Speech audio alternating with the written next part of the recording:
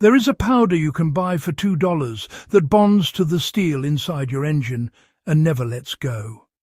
Not a coating, not an additive that burns off by the next oil change. A real bond, metal to mineral. I went 40 years not knowing it existed. I replaced 2 engines in that time. I thought that was just what owning a vehicle costs you. It is not. And the people who make their living off your broken engine would very much like you to keep believing it is. Let me show you what I found. The powder is called molybdenum disulfide. The shorthand is MOS2. 100 grams costs about $2 or $3. That 100 grams will treat a normal engine 5, maybe 7 times. Run the math on that. It comes out to less than 50 cents a treatment. Here is the part that stopped me cold. The best synthetic oil money can buy has a friction number somewhere around 0.1. MOS2, closer to 0.03. That is rough half the friction in the exact spots inside your engine where the damage actually happens. And these are not my numbers. They are sitting in published research, Nature, Tribology International, places that do not print things for fun. So why has no one ever told you? I have been turning wrenches my whole life. I have changed my own oil since I was a boy. Not one time, not one mechanic, not one parts man, not one dealer, ever once said the words molybdenum, disulfide to me. So I started digging, and the trail goes back a lot further than you would think. Back in the 1800s, farmers in a Norwegian mountain valley found a dark, greasy rock in the hills. They rubbed it between their fingers and it left a slick black mark, like a soft pencil. So they called it pencil stone. They crushed it and smeared it on their cart axles. The wheels turned easier. The axles lasted longer. They valued it so little they traded it at market pound for butter. Then the First World War broke out, and the armies discovered that this same mineral made steel harder, tougher, more heat-resistant. Overnight, the butterstone became a weapon of war. The price went from nothing to real money. But the part that got my attention came in the Second War. The military found that when you mix this powder into engine oil, it does something liquid oil cannot. It bonds to the metal itself. Pilots reported landing their planes after every drop of oil had drained out of a tank hit by gunfire. The engine kept turning, because the mineral had already fused to the metal and it refused to let go. That is not a campfire story. That is the documented history of the companies that still sell this stuff today. So I ask myself one simple question. If the military trusted this mineral to bring pilots home 80 years ago, why has nobody at your local shop ever mentioned it? The answer is a number. The repair industry is worth around $100 billion a year, and a big slice of that depends on one belief, that engines are supposed to wear out. Here is what keeps me up at night. You cannot patent this mineral. It comes out of the ground. It is a rock. Nobody can own it. Nobody can lock it up. The only thing they can do is make sure you never hear its name. And in my case, for 40 years, it worked. Now, let me show you why it works. Because once you see it, you will not forget it. Your oil does its job most of the time. But there are 3 moments it fails. 1, every cold start. That second, before the oil pressure comes up, metal is grinding on metal almost bare. 2, under heavy load. Hauling, climbing, towing. The pressure squeezes the oil film thinner than it can protect. 3, the tiny peaks. No metal is truly smooth. Up close, it looks like a mountain range, and those peaks punch right through the oil and scrape. And here is the number that changes everything.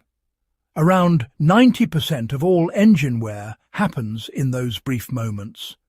Not during smooth running. In the gaps. That is exactly where this mineral goes to work. It is not a liquid. It is a solid crystal in microscopic flat sheets. Under heat and pressure, the sulfur in it bonds to the iron in your steel and fills in every valley and smooths every peak. It becomes the surface. And that new surface slides like ice on ice. Oil gets squeezed out under pressure. This cannot. It is bonded in place. That is the whole secret. Now I have the same doubt you are having. If it is this good, somebody would have told me. So I tried it on my own truck. And you can do the exact same thing this weekend. My hauler had been getting old, louder on a cold morning, a little rough at idle, the kind of thing you just learn to live with. I ordered a bag of the powder. Lubrication grade, fine particle. Cost me under $3 with shipping.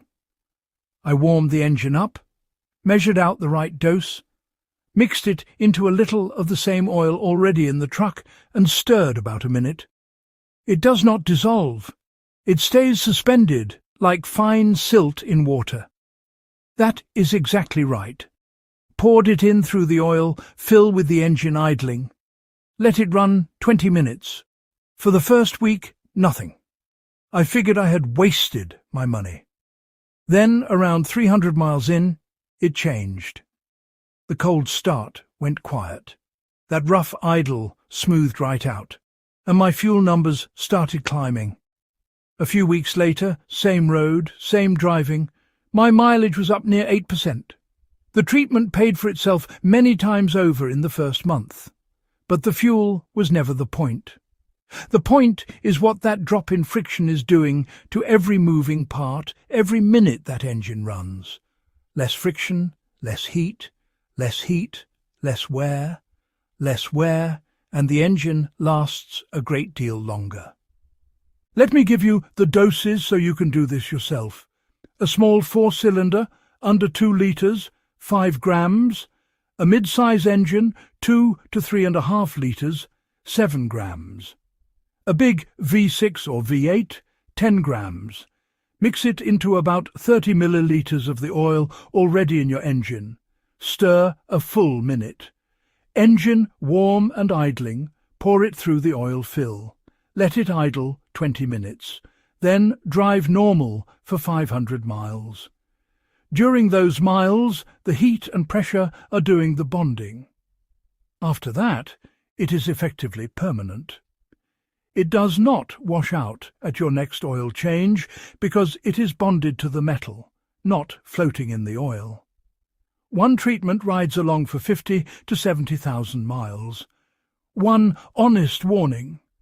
If your vehicle is real old, older seals in the oiling system, use half the dose the first couple times and check for any seepage.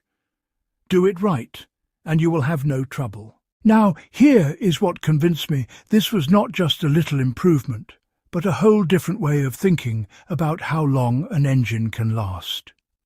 There are fleet operators, men who run the same cars hard every single day for a living, who have been treating their engines with this mineral for years and writing down every number. Their hardest worked cars are crossing 300,000 miles and beyond on the original engine. No rebuild, compression still near factory spec. Their yearly engine cost works out to a tiny fraction of what the average driver pays. We are talking the difference of $1,000 or more per vehicle every year. That is not a theory off a forum. That is a working business with the logbooks to prove it. And here is the piece that ties it all together. This same mineral was used on the landing gear of the craft that set men down on the moon, because in the vacuum of space every liquid lubricant boils away. The only thing that works is a solid that bonds to metal and stays put, no matter the pressure, the heat, or the cold. The mineral that helped put men on the moon has been sitting on a shelf for $2, while folks pay $35 for a bottle of the same thing watered down. I will say this clear. I did everything the right way for 40 years. Changed my oil on time, used the good filters, paid for the flushes. And I still went through 2 engines. The system is not broken. It is working exactly how it was built to work. Built to make you a repeat customer. I cannot get back the money I spent on engines I never needed to replace. But I can make sure the one in my truck outlasts me. And I can make sure you know what I know. $2. A mineral the earth has been making for millions of years. And knowledge that should have been yours the day you bought your first vehicle. If you have got a vehicle with over 100,000 miles on it, tell me in the comments what you drive and how many miles are on it. I want to hear from you after you try this. Every week I dig up another one of these. Another thing somebody decided you did not need to know, because your not knowing it was good for their business. If you want to keep finding these with me, subscribe and turn on the bell. Next week, something they quietly pulled out of every American home, not because it failed, but because replacing it created a bill you have been paying ever since. You are going to want to see that one.